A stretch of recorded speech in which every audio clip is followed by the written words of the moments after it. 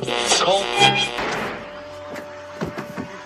Just one shot? They're not all zombies, Doug.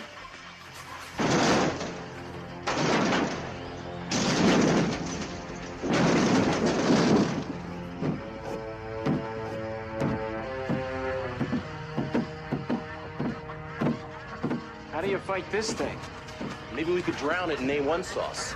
Well, sometimes that is better.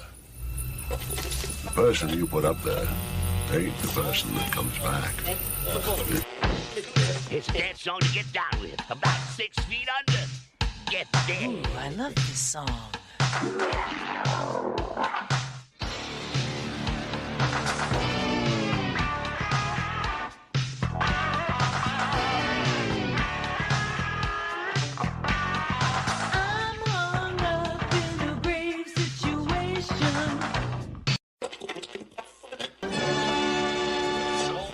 And now we come to the thrilling final episode of our radio drama. Hello and welcome to episode 233 of the Rotten Reviews podcast. Thank you everyone for showing up to this week's episode. I know it's going out a little bit late and I'm very, very sorry for that. It just seems like this year has been kicking my ass a little bit and I keep falling behind on things, but we're going to keep trucking along. You know, I've contemplated on slowing down the podcast and making it like a bi-weekly event, but we're going to keep it as a weekly event because I just enjoy doing it. I enjoy coming back each and every single week to be that annoying little pest in your ear holes. So hopefully you guys will stick around. Hopefully we'll be able to get back on track. I know my Monday night and Tuesday night should be free, so I'm hopefully going to get some more episodes done at that point in time so I can get ahead of things. And I haven't been streaming at all lately either. Just haven't had it in me, to be honest with you. But we will get back to all that. But I've been still pumping out the artwork, so go me. And I've got like 3 weeks worth of drawings for my kid done for her lunch. So I'm pretty pumped by that. You know, I don't have to worry about that, doing that every single night, even though they're just quick little drawings. I mean, at least they're done. So, but before we get ranting and raving a little bit, let's do a little bit of housekeeping like we like to do each and every single week. Housekeeping? Don't think you're sleeping. Housekeeping? Could you come back in an hour? Housekeeping, you want towel? More towels. Need sleepy.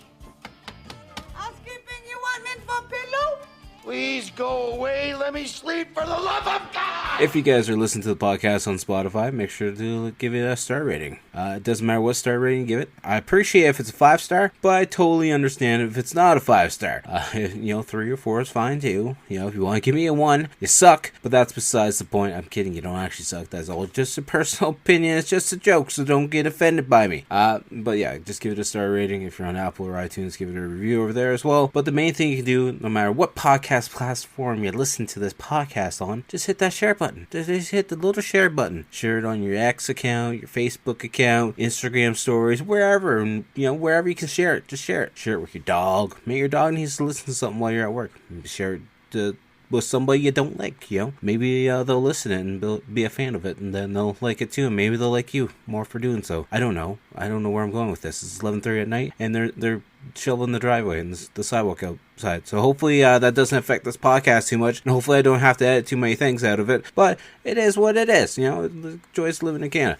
But if you guys want to see a little bit extra content, make sure to follow me on all social media accounts at Typhonstein. All the links are down below in the description. Of course, for each and every single episode, just do at Typhonstein. You can find me on anything. We're on X, we're on Threads, we're on Instagram, we're on Facebook, we're on TikTok. We have the YouTube channel. Definitely go check out the YouTube channel. We got the weekly game video dropping every single Wednesday. Sorry, not this week. I didn't have one ready. I am very, very sorry about that as well.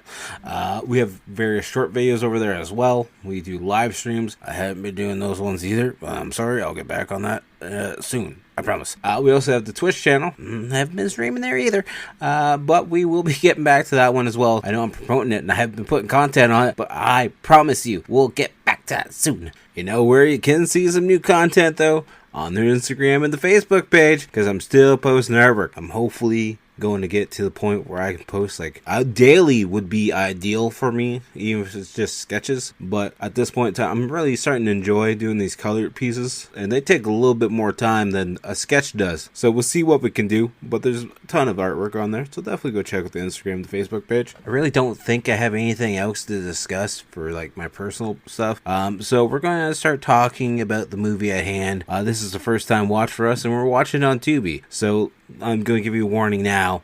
When I talk about a podcast or do a podcast and talk about a movie, I talk about the movie from start to finish, hit all the points in between. So if you don't want to be spoiled on a movie that came out in 1984, feel free to pause this episode now, go watch that movie up for free on Tubi, or just sit back, relax, and listen to me talk about the movie, and I'll either make you really want to watch the movie for yourself, or you'll just be like, you know what, don't want to ever see that movie. Hopefully this is one that you're going to want to watch, though, because like I said, this is first time watch for me, so I don't know what I'm going into. I've seen the trailer a couple times, but that's as far as I've ever gone with it. But yeah, like I said, the movie today is from 1984. It's a sci-fi comedy for an hour and 43 minutes. It's The Adventures of Buckaroo Banzai. I'm hoping it's a fun one. This movie has a 6.2 out of 10 on IMDb, a 67% on Rotten Tomatoes, and a 4.2 out of 5 on Amazon.ca. Initial release date was August 15th, 1984, with a budget of $12 million to $17 million. The description as read on IMDb: adventurer, brain surgeon, rock musician, Buckaroo Banzai. His crime-fighting team, the Hong Kong Cavaliers, must stop evil alien invaders from the 8th dimension who are planning to conquer Earth. I mean, that description alone sounds like a fun movie, so I'm really looking forward to this one. So the director for this movie is W.D. Richer. He's best known for being the writer for 2005's Stealth. I don't know that one. He was the writer for one of my favorite movies from 1986, Big Trouble in Little China.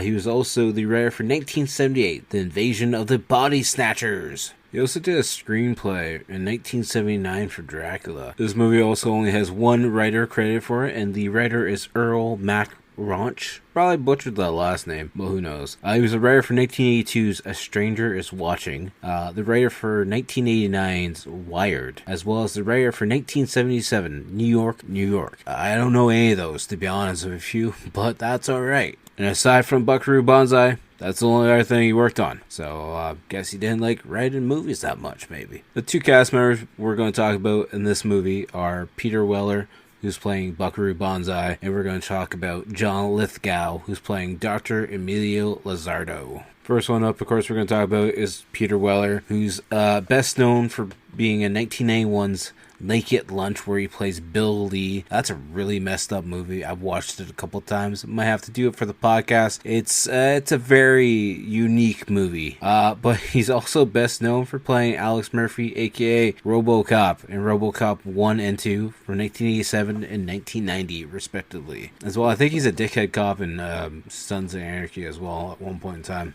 But yeah, he's in 11 episodes of Sons of Anarchy from 2013 to 2014, playing Charles Barskowski. I probably butchered that last name. He's also in 7 episodes of Longmire from 2012 to 2017. He's in Mortal Kombat 11, of course, doing RoboCop. He's also in the new Disney show Moon Girl and the Devil Dinosaur.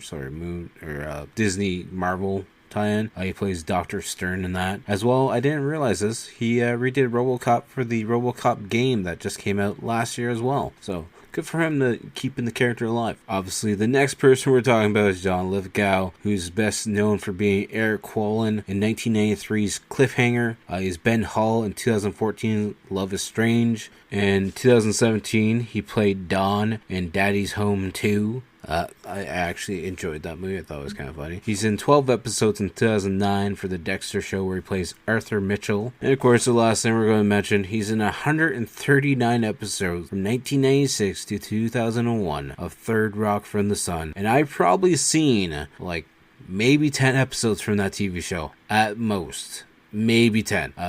This was never one I really paid that much attention to. To be honest with you, I didn't pay much attention to a lot of TV shows growing up, now that I think about it. Maybe I'll have to revisit some of them now, because modern day TV shows, they're hit or miss for me. I prefer the older shows, to be honest with you. I mean, just look at my podcast catalog so far. Most of the movies are from the 90s or older, so, it's understandable. The tagline for this movie is, beings from another dimension have invaded your world. It's pretty basic. Nothing really to grab you by. But, you know, it is what it is. That's what they wanted to pick. That's what they want to go with. And we can't really say anything about it because, you know, it's an 80s movie. So let's just get past it and go on with the movie. With that being said, this is going to be your final warning. I'm going to start talking about this movie, and like I do with every episode, I talk about the podcast movie from start to finish and hit all the points in between that catch my interest. So if you don't want to be spoiled on a movie that came out in the 80s, feel free to pause it now, go watch it for free on Tubi, and then hopefully come back and listen to the podcast. Or just sit back, relax, listen to me talk about this movie on the podcast, and either you'll watch it or you'll just skip it. So I'll leave that part up to you. But this is the time where you got to get comfy. If you're at home, you know, get some snacks, you know,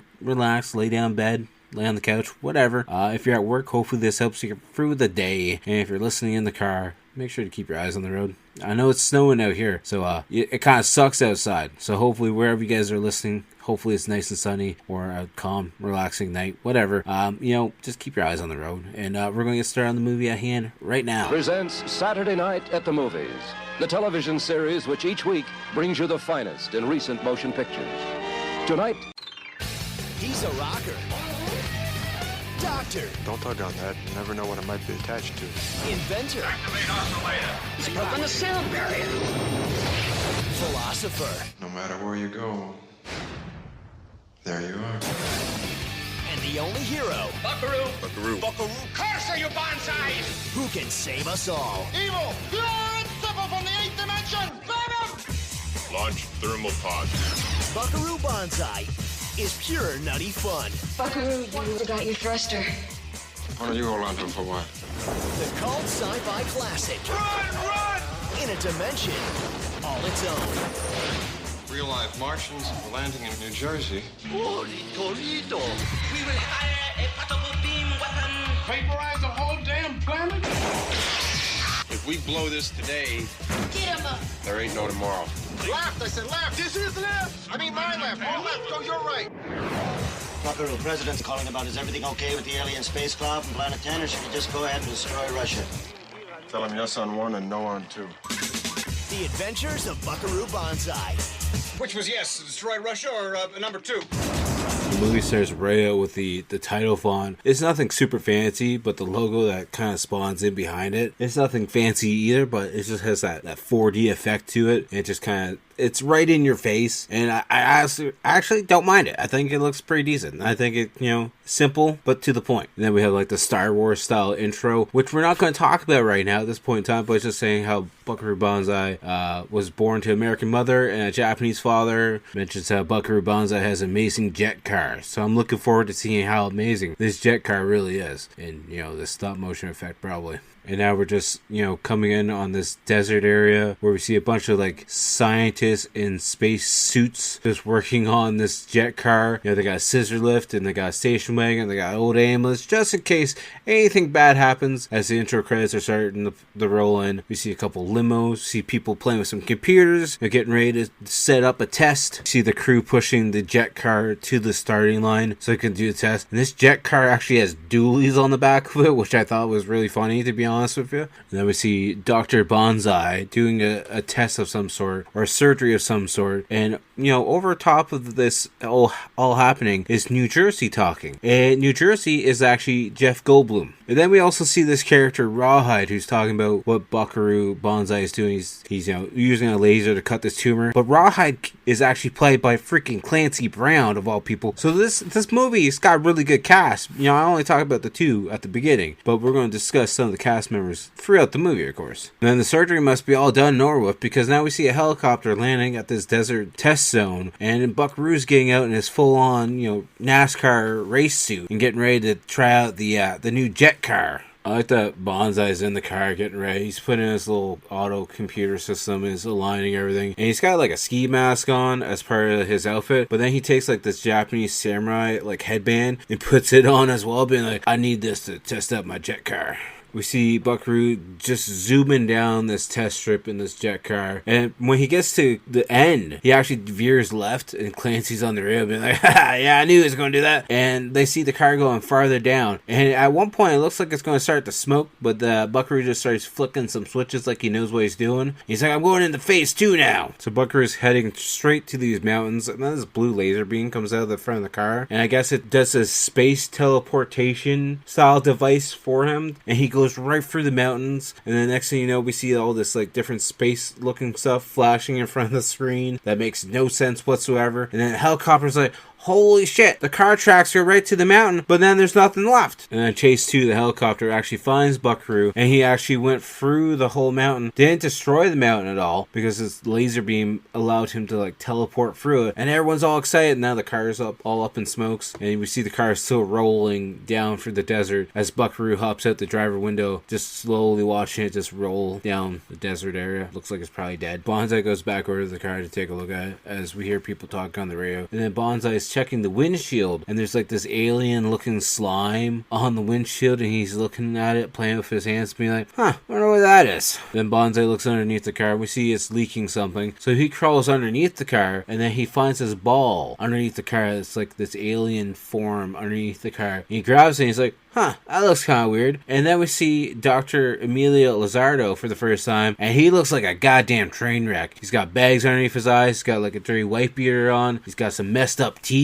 By the sounds of it, the doctor is in a mental hospital, by the looks of it. And then he goes and finds this old machine that he had hidden underneath his bed, behind some of like a pile of books, because he looks like he's a hoarder. And he puts the machine on his wrist, and like a piece on his ear, and then another piece on his tongue. And he sets it off. And then we go back in time to when Dr. Emilio Lizard was working with Professor Hikita, and they're doing some, space traveling machine by the looks of it. And they're in their younger days, and he's reliving his memories because, he's now stuck in a mental hospital, of course. So he's not doing too well. But Professor Hikita is doing pretty well because he's still working with Banzai. So Dr. Emilio is all excited to test out this device. It's a pretty much the old version of the jet car, and they have the blue laser beam pointed at this wall. And Emilio goes to jump through the wall. He kind of gets halfway through the wall, or maybe just indents the wall with his head, and he's not the same ever since.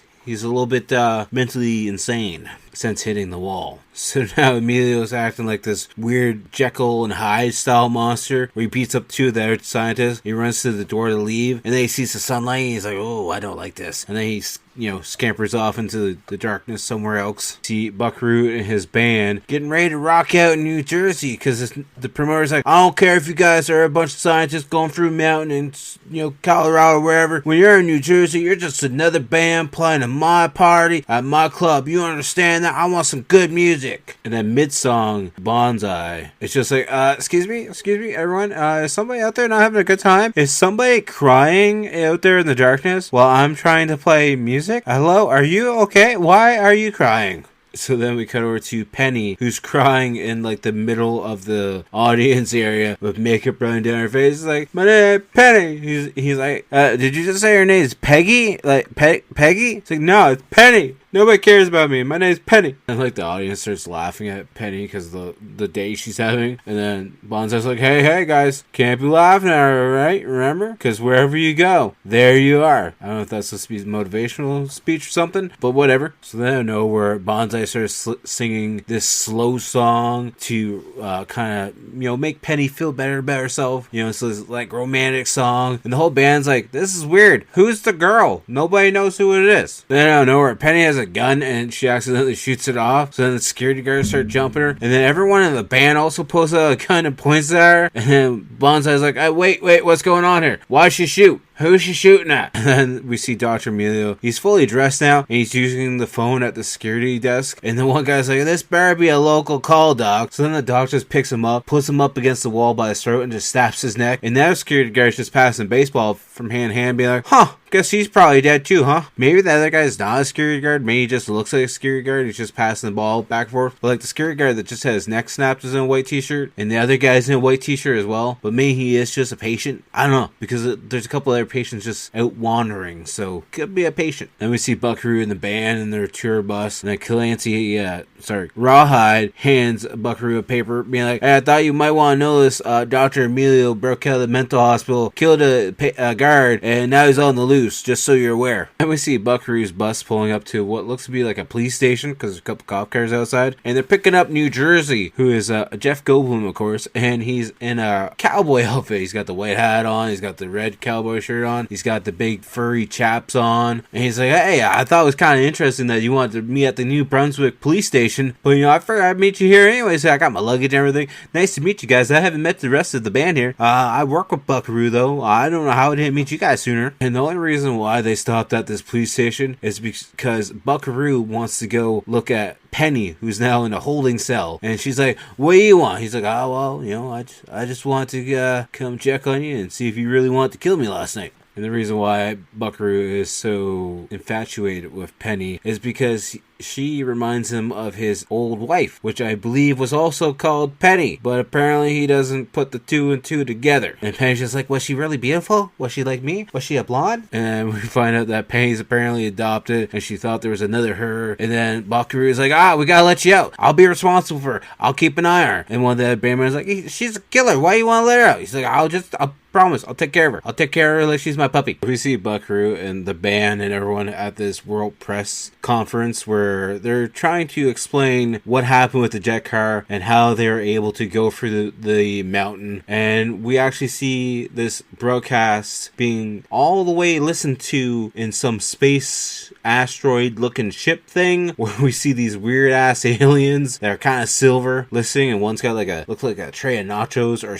a tray of something. Maybe it's a radio. I really couldn't tell. But they're listening to the whole broadcast and they're like, Earth sounds like a good spot to invade. For whatever reason, they have Penny also sitting on this table conference call as well. And the doctor explained this machine that they made, the little machine that they put inside the jet car to get everything straight so it runs perfectly fine. And then Penny's just explaining it, being like, oh yeah, I know how that totally works.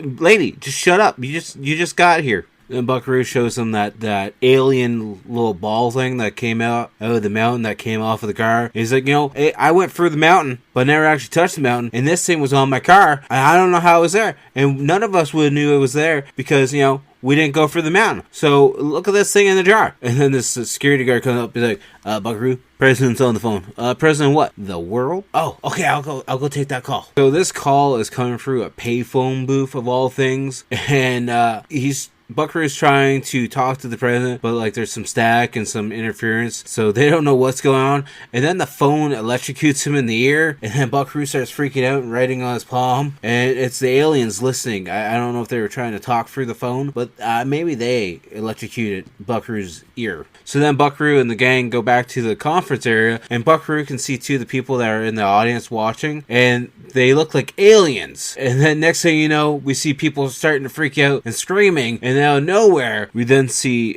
John Big Booty, played by Christopher Lloyd, for the first time as he's taken a hostage, and he actually shoots New Jersey in the back. So then the guys are, attending to New Jersey as we see Banzai trying to chase after everyone, and they get into this panel van and start taking off. So then Banzai just jumps on a random motorcycle and starts to steal it, being like, I gotta follow this van. And somehow the van gets away from Banzai, even though Banzai is on a motorcycle of all things. This is just like a white panel free candy van. Well, it's not white, it's like gray, but that's besides the point. And then out of nowhere, we see these guys in a field walking with their dog, and they're hunters. And then the space alien ship just flies above them. So they get spooked and start shooting at it. And we just see this, kind of poorly done CGI ship just kind of hovering off into the distance. And then we see Christopher Lloyd in the van, and he's in his alien form with two other aliens, and they want to finally get off this rock known as Earth. And one of the other aliens like, yeah, listen to this. And then Lloyd, for whatever reason, just whips the van around and drives in the opposite direction and almost runs over Banzai. And then Banzai goes off into the woods on his motorcycle, and the van takes off in the original direction it was going. So then the hunters are in the darkness now because it's now nighttime, and their dog takes them to the tree where the alien ship crashed. And the one hunter's like, hey, hold my gun, I'm gonna go over here. He's like, where are you going? I was like, I'm going Christmas shopping. Where do you think you're going? Just go and grab something so we can try gotta poke at the tree. He grabs a giant stick. He's like, what's that? It's a stick. What do you think it is? So then they start poking at the tree, and then this giant alien ball rolls down out of the tree, and then this person starts popping out of the ball and looking around, being like, whoa, what's that? There's something coming out of it. We hear sirens coming from the distance in the background, and then this person coming out of the ball is not an alien. They're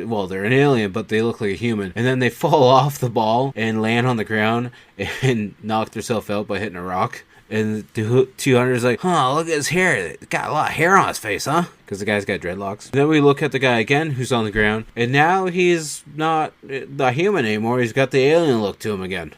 Apparently, the whole time he had a Buckaroo Banzai at the latest edition of the comic book on him as well.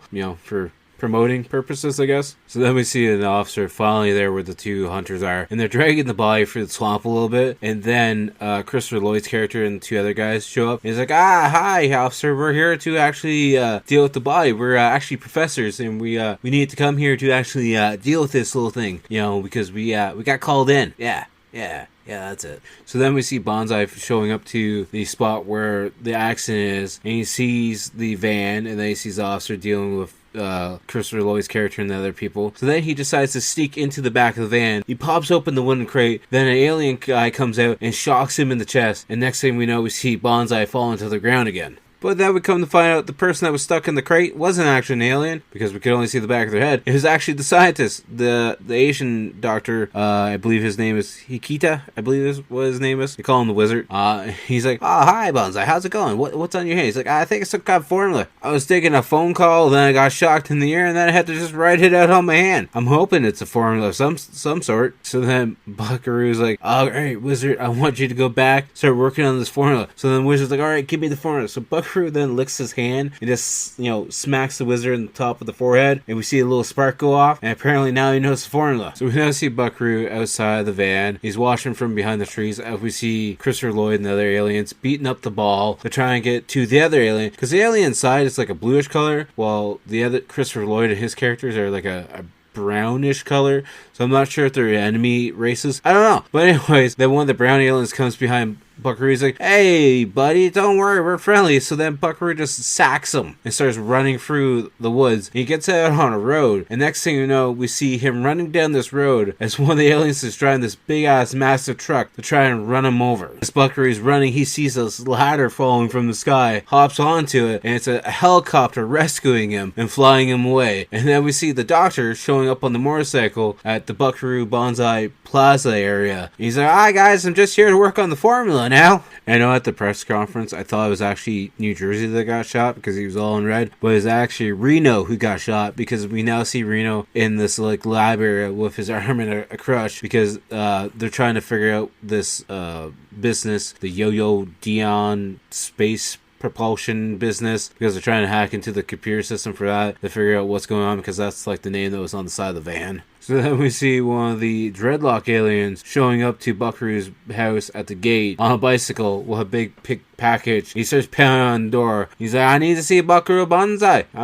Something Parker, I think he said his name was. And then the guard just takes the package and be like, sorry man, Buckaroo can't see you right now, but I'll take the package for you. So then they figure out the company, they get into it, and then they start finding pictures of all the employees, and every single employee that works at this new space company is all named John. And Reno's like, come on, this has got to be a joke of some sort, right guys? Every single person that works there can't be named John. As when we then see the John aliens showing up in their van outside Buckaroo's home, or his company building. And that's when we then see the dreadlock aliens actually hiding in the bushes, and he's not too happy to see the John show up, because he's like hiding, kind of watching them, and then we just watch them jump over the wall like nothing. So then the dreadlock alien goes over to it and be like, I can maybe jump like that too. I mean, the John aliens get in fine with no problem and start walking around, but as soon as the dreadlock alien jumps over the wall, two ninja security guards just knock him out, being like, who is he? He's like, I don't actually know who he is. So then we see the team meeting up with Banzai, who finally shows up at the building. And New Jersey's like, so the aliens showed up a long time ago, and they actually brainwashed Orson Welles to tell us that it all was just a joke and just a hoax, and that the aliens didn't actually land in New Jersey, but they actually did land in New Jersey on Halloween. And they're brainwashing Orson Welles to try and convince us that it's not really a real thing. Then they're in this office, and they open up the components, or the item that was inside of this cake box, the one that that the Rasta, John Parker, Jake Parker, whatever, dropped off, and it's like a hologram message from like their leader to explain what's going on to Banzai, and she wouldn't talk to the other guys until Banzai actually showed up, because apparently they know Banzai because of the comic book series. And Buckaroo and the gang are getting ready to go to that new Yoyandi corporation to see what's going on. They're getting the jet car ready for, public traffic driving. They're getting the guns all ready. One of the guys like, do you want a blue stripe for it? He's like, no, we'll keep it intimate. We'll just have us and a couple of their other guys showing up. We'll take them all ourselves. Then we see the doctor in the lab, working on the formula with other scientists, and then out of nowhere he's talking to the scientist, and one of the aliens pops up behind him and just takes away the other scientist. So then Hikita has to like run away with what little bit of the program that he's got, and then we see one of the other aliens running through. He's like, hey, who are you? Get back here. Tommy goes to tell Banzai that he saw one of the alien guys running through the building. So then they go to check the science lab. They see that the canisters are broken, and we see the scientist is still on the ground,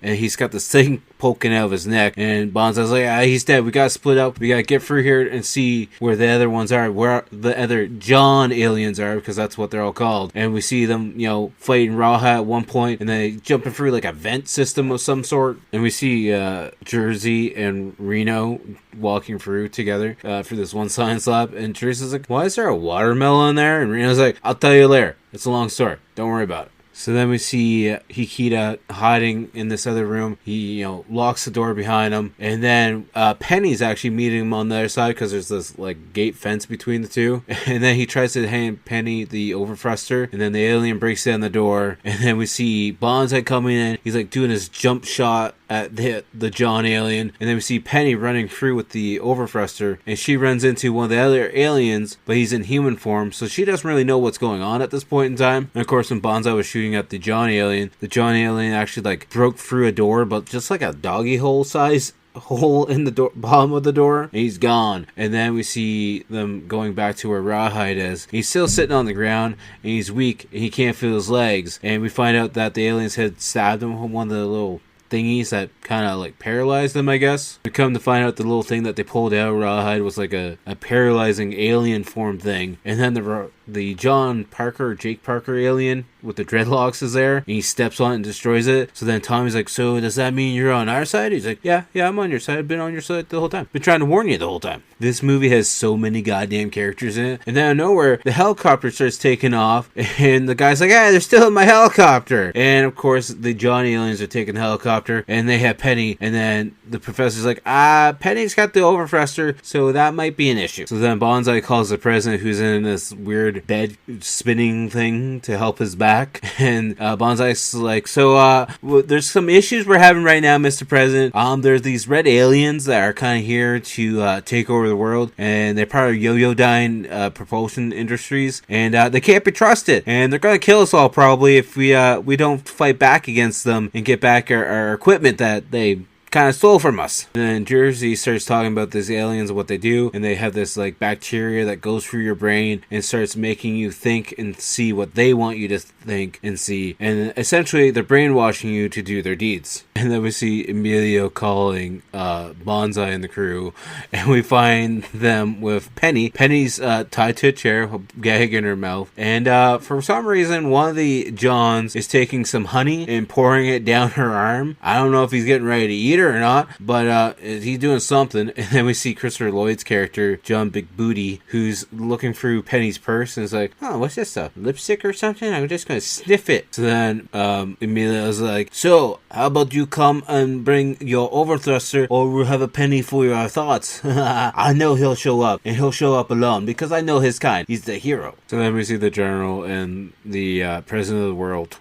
talking, and there's some other people in the room, of course, and they're discussing what they should do because, the satellites are all going off, and the next thing you know, the room starts flashing red, and apparently Germany's doing something, or Russia's doing something, and then the general's like, I want you to know, President, I have enough decorations on me to snap a Christmas tree, and I just want you to know right now, I'm having a real hard time holding my fudge in, and I'm real scared. And one of the girls in the office is like, would you stop being a schoolgirl and just man up, alright, General? So then we see Banzai showing up with the jet car at this factory that the Reds they're working in. And then we see Emilio giving this speech to all his fellow comrade Reds, saying how they have to work faster to get the jet car or their jet ship up and running. That way they can go to the 8th dimension and free all their comrades. And he's given like this kind of like Russian style speech to, you know, rally the troops. So they get Banzai out of the truck, and there's no overthruster in the truck. So they're like, take him to the shock chamber. Or shock tower, one that. So then we see Banzai hooked up to the shock tower. He's got this helmet on. He's got a bunch of wires on his hands, and apparently he's got to type on this keyboard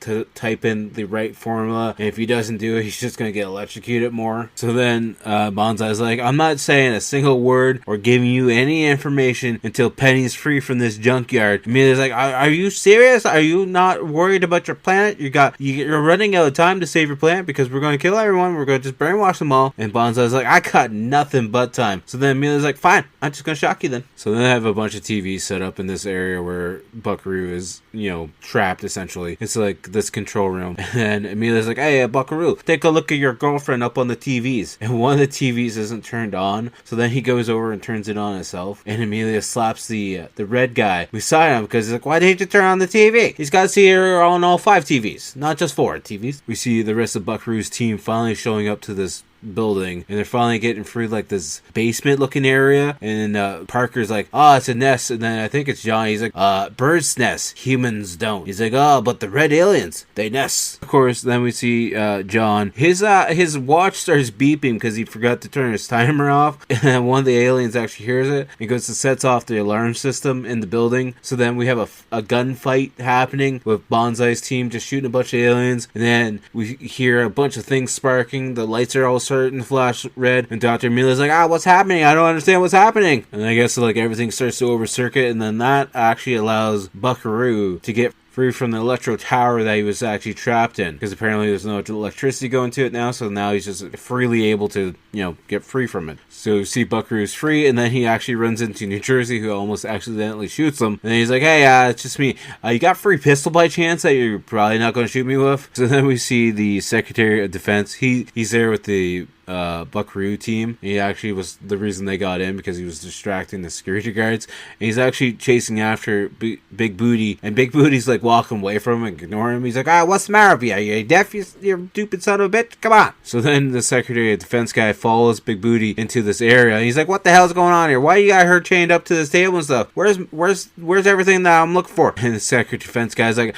I don't know what your problem is, I don't know what you do in your personal life, I'm here to see a bomber, and I'm going to see it right now. So then Big Booty actually grabs him by the tie and lifts him up by it and starts choking him with it. So then we see Buckaroo and New Jersey and Johnny and Parker actually show up where Penny is, but the Secretary of Security guy actually grabs the bag that has the little device inside of it and takes off with it. And then Parker's like, Buckaroo, if your plan's actually worth anything to you, we have very little time and we have to get going to save it. So then we see Banzai and Parker getting to this area that's open where they're loading up their spaceship, and then we see them having like a gunfight with a bunch of other aliens as the aliens are trying to load up the spaceship, as Emilio's also loading up his stuff. He's like, we have to get ready to go because we're going to be in danger soon. We actually see Parker and Banzai actually getting onto the ship, and they're looking around at certain things, and Parker actually turns on this one thing. He's like, it looks like one of our actual little ships, but it's actually a poor design unlike ours. We see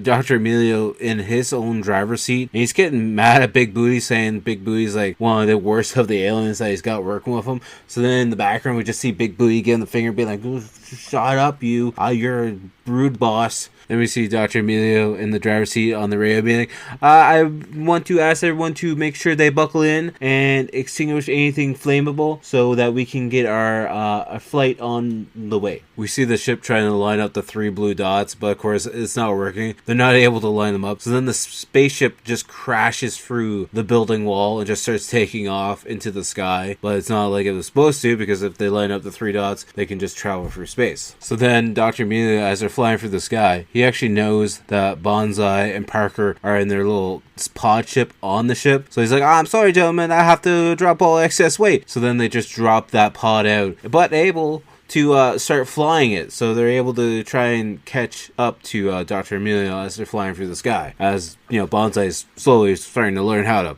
fly the damn thing. So then John Parker is now taking the controls of flying the little pod ship as Banzai's on this like little gunner ship part of it, and they catch up to Dr. Emilio and his giant ship, and they just shoot him once with the damn laser beam off this little pod, and that whole spaceship just blows right up. And of course, as the spaceship's blowing up, we then hear Dr. Emilio be like, "I'll see you in hell." We see Banzai pulling out this parachute, and he's flying through the sky as John Parker takes a little space pod and flies back home, apparently, by the looks of it, with it. So then we see New Jersey outside the Buckaroo bus. He's like, I did everything I could for her. It just wasn't enough. So then Buckaroo's running through the bus, and then one of the security guys is like, so the president's online. Should we blow up the spaceship thing, or should we just shoot Russia? And he's like, yes, online. He's like, then the security guy's like, so which one though? What are we doing both? So then we see Buckaroo just walk through, get to the bedroom where we see a white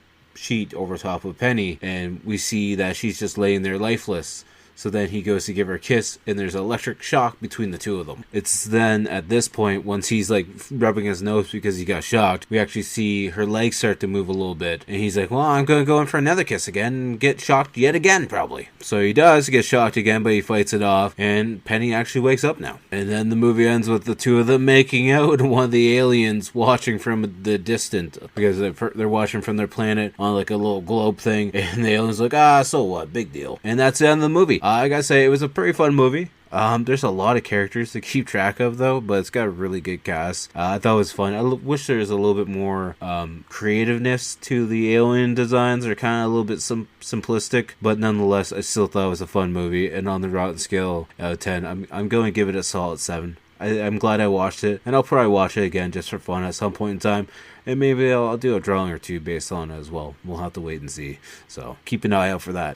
But which brings us to the point in time where we got to pick what we're going to be watching next week. The next week we're going to watch another movie that's on Tubi, of course, and it's another first time watch for me. This time, this movie's from 1978. It's a sci-fi horror movie for an hour and 23-minute runtime. It's called Laser Blast, and apparently it's a kid that finds an alien gun, and every time he shoots it, he becomes more of an alien. Sounds interesting, so why not watch it, I guess. But with that being said, that's going to be next week's movie. And as always, make sure to check out the outro band, Toronto-based horror band Blood Opera. You can find them on Instagram, Facebook, YouTube, and of course, Spotify. So definitely go check them out on all platforms. Give them a like, share their music, add it to a playlist, and hopefully you guys will enjoy their stuff. And as always, make sure to check out all my links down below as well. At Typhon Sign, you can find us on TikTok, Instagram, Threads, X, Facebook. We have the YouTube channel where we drop the weekly game review every single Wednesday. We have various shorts over there as well, old episodes of the podcast, and then we also do the occasional live stream over there as well. Check out the Twitch channel where we live stream video game stuff over there as well. And